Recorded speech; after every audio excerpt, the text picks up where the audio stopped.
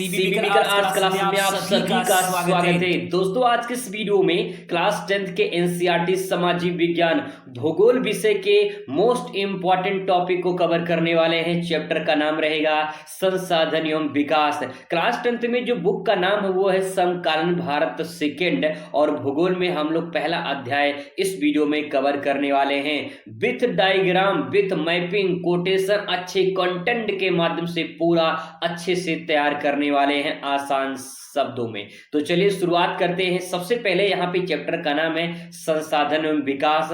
हम लोग इस टॉपिक में क्या क्या कवर करेंगे तो देखिए, संसाधन क्या है, संसाधन के प्रकार क्या है, संसाधन का वर्गीकरण और नवीकरणीय अनवीकरणीय में संसाधन, अजैव और अजैव संसाधन में अंतर, दोनों में अंतर पूछेगा।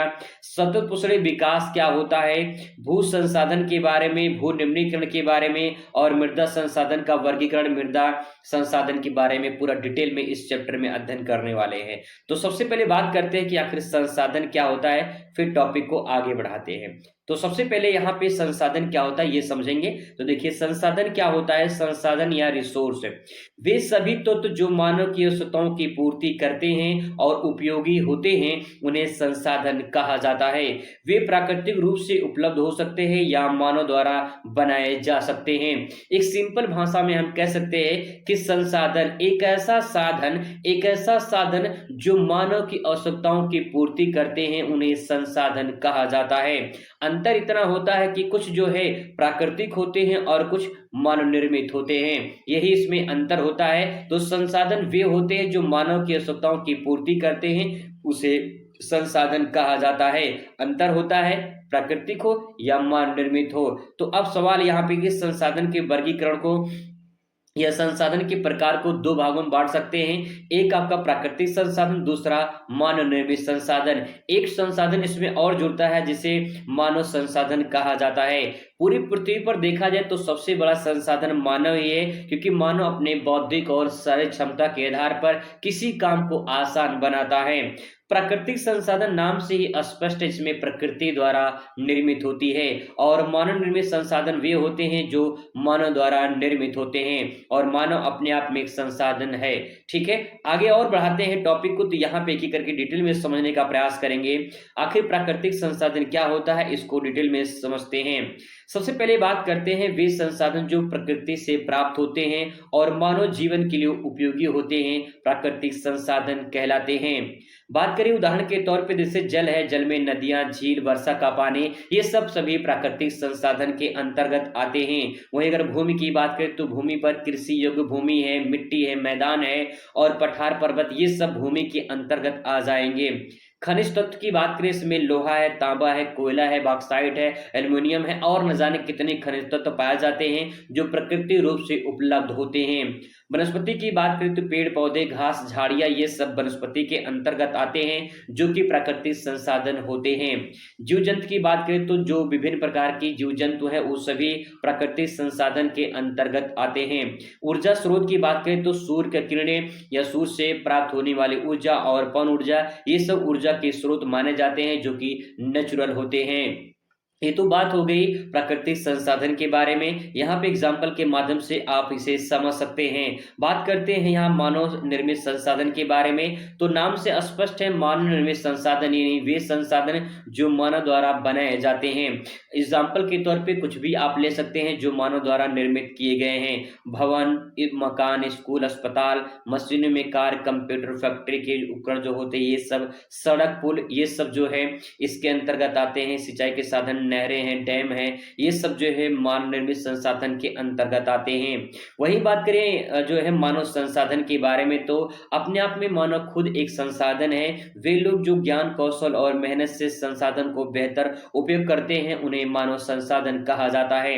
एक शिक्षक है, शिक्षा प्रदान करने के लिए अपना ज्ञान कौशल उपयोग करता है। डॉक्टर चिकित्सा सेवा के लिए, वैज्ञानिक नई तकनीकों के विकास के लिए, किसान फसल उत्पादन के लिए। तो इस प्रकार से हम कह सकते हैं कि मानव अपने आप में एक बहुत बड़ा संसाधन है।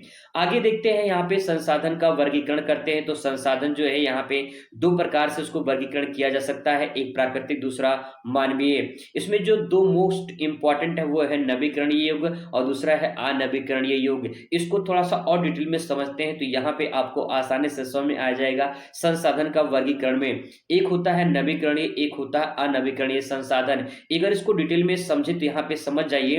देखिए लिखा है सेंटेंस, यहाँ पे लिखा है नवीकरणीय, ठीक है। तो नवी का मतलब होता है यहाँ पे नया, ठीक है, नया, और करणीय मतलब होता है करना। जिसको हम नया कर सकते हैं, जिसको हम नया बना सकते हैं, जिसको हम पुनः प्राप्त कर सकते हैं, उसे नवीकरणीय संसाधन कहा जाता है। यानी एक ऐसा संसाधन है जिसको हम पुनः प्राप्त कर सकते हैं, उसे नवीकरणीय संसाधन कहा जाता है। इसके बाद देखिए छोटा सा ट्रिक आप ध्यान रखिएगा, जब किसी शब्द के आगे छोटा आ लग जाए ना, छोटा आ, तो ध्यान रखिएगा 99% केसेस में उस शब्द में नहीं छुपा होता है। जैसे मैं बात करूं, यहाँ पे मैं एक सेंटेंस लिख रहा हूं सफल, तो यहाँ पे सफल का मतलब ये होता है कि भैया सफल हो चुके हैं, उत्तीर्ण हो चुके हैं, पास हो चुके हैं। लगन अगर इसके आगे यहाँ पे छोटा आ लगा दिया जाए तो असफल हो जाएगा, मतलब वो पास नहीं हुए हैं, वो सफल नहीं हुए हैं। तो जब आ लग जाए तो समझ जाना नकारात्मक नहीं छुपा हुआ है। अगर हम यहाँ पे नया बना सकते हैं तो यहाँ पे देखिए छोटा आ लग गया है, इसका मतलब यहाँ पे नया नहीं बना सकते हैं।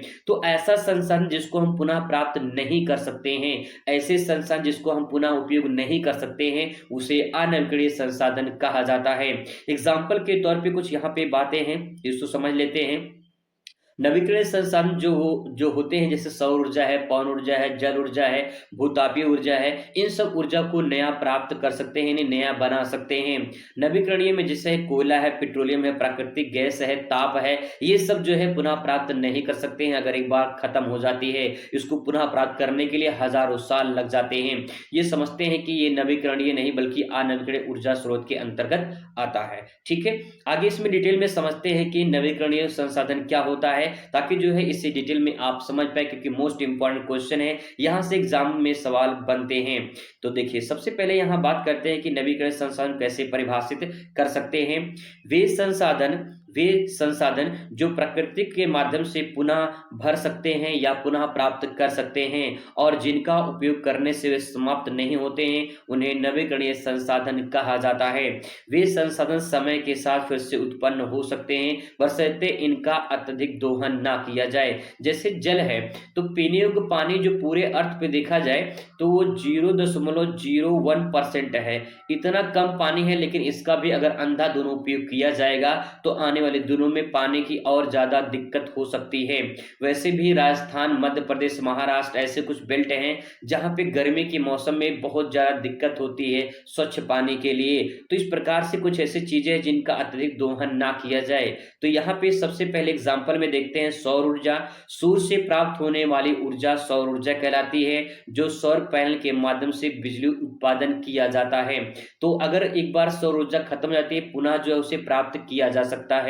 पवन ऊर्जा की बात करें, विंड एनर्जी, तो हवा की गति से उत्पन्न ऊर्जा जिसका उपयोग बिजली के उत्पादन में किया जाता है, एक बार खत्म होने पर पुनः प्राप्त किया जा सकता है। तो पवन ऊर्जा इस प्रकार से ध्यान रखिएगा। नेक्स्ट है इसके बाद जल ऊर्जा। जल की बात करें तो यहाँ पे नदियां, झीलें, वर्षा का जल जो पीने, सिंचाई और जल विद्युत उत्पादन के लिए उपयोग किए जाते हैं, इनको भी पुनः प्राप्त किए जा सकते हैं। लेकिन जो पीने योग्य पानी है, जो भूमिगत जल के अंतर्गत आते हैं, वो लिमिट में है, रिसोर्स कम है उनका, इसीलिए उसका अत्यधिक दोहन ना किया जाए। अगर सही तरीके से उसका उपयोग किया जाए तो वो भी जो है नवीकरणीय के अंतर्गत हम उसे रख सकते हैं। नेक्स्ट है जैविक संसाधन। पेड़ पौधे, वनस्पतियां, जीव जंतु प्राकृतिक रूप से पुनः प्राप्त होते रहते हैं। वही बात करें भूजल, ग्राउंड वाटर की बात करें, यदि इसका उचित प्रबंधन किया जाए तो उसे पुनः जो है प्राप्त किया जा सकता है। यानी जो भूजल है, जो पीने योग्य पानी है, जो भूमिगत जल के अंतर्गत आता है, उसे हम पुनः प्राप्त कर सकते हैं, लेकिन उसका उचित प्रबंधन किया जाए।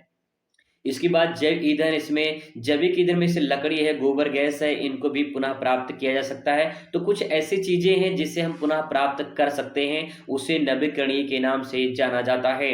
आगे बात करते हैं यहाँ पे अनवीकरणीय संसाधन। तो यहाँ पे देख पाएंगे नवीकरणीय संसाधन वे होते हैं जो सीमित मात्रा में उपलब्ध होते हैं, जिनका पुनर्भरण प्राकृतिक रूप से बहुत धीमी गति से होता है और इनका अत्यधिक दोहन किया जाए तो ये समाप्त हो जाते हैं, दोबारा उपलब्ध नहीं हो सकते हैं।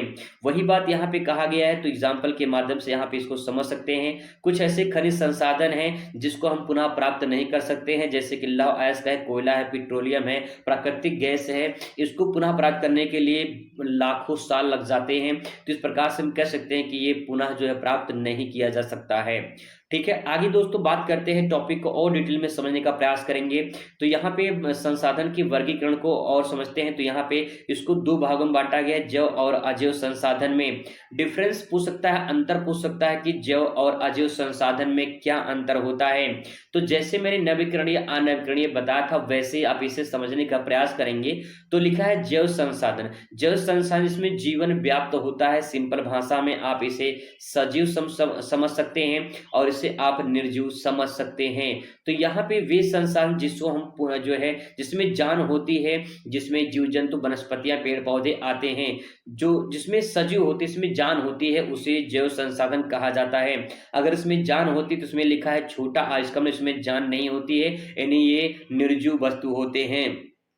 तो सिंपल भाषा में कह सकते हैं इसमें सजीव जो वस्तु होते हैं वो जैव संसाधन होते हैं, जो निर्जीव वस्तु होते हैं वो अजैव संसाधन होते हैं। डिटेल में इनकी परिभाषा को समझते हैं। तो यहाँ पे जैव संसाधन यानी बायोटिक रिसोर्स की बात करें तो वे संसाधन जो जीवित तत्वों से प्राप्त होते हैं वे जैव संसाधन कहलाते हैं। वे संसाधन जीव जंतु पेड़ पौधे सूक्ष्म जीवों से संबंधित होते हैं और नवीकरणीय प्रकृति के होते हैं, इन्हें पुनः उत्पन्न किया जा सकता है। पेड़ पौधे जीव जंतु वनस्पतियां मानव इसके अंतर्गत आता है। ठीक है, यहाँ पे एग्जांपल में दे सकते हैं। बात करते हैं जो है अजैव संसाधन की। तो अजैव संसाधन में देख पाएंगे यहाँ पे वे संसाधन जो निर्जीव होते हैं, नॉन लिविंग के अंतर्गत आते हैं, उन्हें अजैव संसाधन कहा जाता है। ऐसे संसाधन जैसे अनवीकरणीय के अंतर्गत आते हैं और इनकी जो पुनर्भरण प्रक्रिया होती है बहुत धीमी गति से होती है। तो इस प्रकार से जैव और अजैव संसाधन को समझ सकते हैं, इसमें अंतर हो गया। ठीक है, इसके बाद तो यहाँ बात करते हैं और इंपॉर्टेंट क्वेश्चन आपके एग्जाम में पूछा जाता है, सतत पोषणीय विकास सस्टेनेबल डेवलपमेंट क्या होता है। सस्टेनेबल डेवलपमेंट की बात करें, सतत पोषणीय विकास क्या होता है, तो एक एग्जांपल के माध्यम से समझेंगे, पूरा डिटेल में आपको समझ में आ जाएगा। देखिए सतत मतलब क्या होता है, कंटिन्यूटी नहीं, जो चलता रहे प्रक्रिया। ठीक है, और पोषण यानी जो हम उपयोग करते हैं अपने जीवन यापन के लिए वो संसाधन, और ऐसा संसाधन हम उपयोग करें कि वो आने वाले दिनों में उसका जो है उपयोग आने वाली पीढ़ी भी कर सके। एक एग्जांपल से समझते हैं, आपको समझ में आ जाएगा। मान लीजिए पेड़ है, ठीक है, ये पेड़ है, यहाँ पे देख पाएंगे, एग्जाम्पल समझते हैं। तो यहाँ पे देखेंगे ये जो है वर्तमान की पीढ़ी है, यहाँ पे देखिए वर्तमान की पीढ़ी है और ये भविष्य की पीढ़ी है। ठीक है, अब देखिए ये जो वर्तमान की पीढ़ी है, ये पीढ़ी क्या करती है, इस पेड़ से लकड़ी प्राप्त करती है, ऑक्सीजन, फल, छांव सब कुछ इस पेड़ से प्राप्त कर रही है वर्तमान की पीढ़ी। ठीक है, अब वर्तमान की पीढ़ी इसका उपयोग कर रही है, और अगर भविष्य की पीढ़ी भी अगर इस पेड़ का उसी प्रकार से उपयोग करे जो वर्तमान की पीढ़ी उपयोग की थी, तो इस प्रक्रिया को सतत पोषणीय विकास कहा जाएगा। एक एग्जांपल और समझते हैं, जैसे मान लीजिए आपका घर है, आप अपने घर में रहते हैं, आपके पिताजी ने घर बनवा दिया है, आप घर पे रहते हो, लेकिन जब आपके पिताजी की मान लो कि लगे कि भाई मेरी जीवन लीला समाप्त होने वाली है, तो अब मुझे घर गिरा देना चाहिए। अगर वो घर गिरा देंगे तो क्या आप उसका उपयोग कर पाएंगे, या आने वाले दिनों में उसका उपयोग हो पाएगा? नहीं हो पाएगा। अगर आपके दादाजी रहे, आप जिस घर में रहते हैं आपके दादाजी रहे, आपके पिताजी रहे हैं, आप भी रह रहे हैं, और आपकी आने वाली पीढ़ी भी अगर उस घर में रहे, तो इस प्रक्रिया को सतत विकास कहा जाता है। तो वही पॉइंट यहाँ पे कहा गया है कि जो प्राकृतिक संसाधन है उसको हम इस प्रकार से उपयोग करें कि हमारे आने वाली पीढ़ी भी उसका उपयोग कर ले, तो उस प्रक्रिया को सतत पोषणीय विकास कहा जाएगा। वही बात यहाँ पे लिखा गया है कि सतत पोषणीय विकास का अर्थ ऐसे पोषण तंत्र विकसित करना है जो वर्तमान और भविष्य की पीढ़ियों के पोषण संबंधी आवश्यकताओं को पूरा कर सके, विभिन्न जो है बिना प्राकृतिक संसाधनों का अत्यधिक नुकसान पहुंचाए, स्वास्थ्य आहार और खाद्य सुरक्षा और पर्यावरण संतुलन को बनाए रखने पर जोर देता है। कहने का मतलब यही है कि हम इस प्रकार से उपयोग करें वर्तमान की पीढ़ी कि भविष्य के लिए भी उपलब्ध रहे, तो उससे सतत विकास के नाम से जाना जाता है। तो दोस्तों ये कुछ इंपॉर्टेंट पॉइंट थे। इसके बाद आगे टॉपिक को हम लोग बढ़ाएंगे अगली वीडियो में, बहुत अच्छे तरीके से कवर करने वाले रहेंगे। तो मुलाकात करते हैं अगली वीडियो में। Thanks for watching.